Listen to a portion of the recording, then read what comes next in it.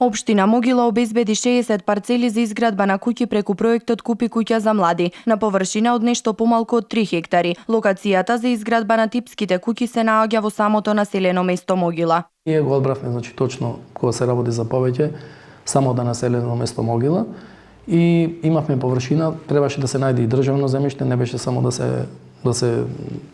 се прифати овој проект, но прифатливо ќе беше доколку се најде површина. Ние најдовме една површина која што е би рекол во самото населено место во Могила, во градежен Муфат.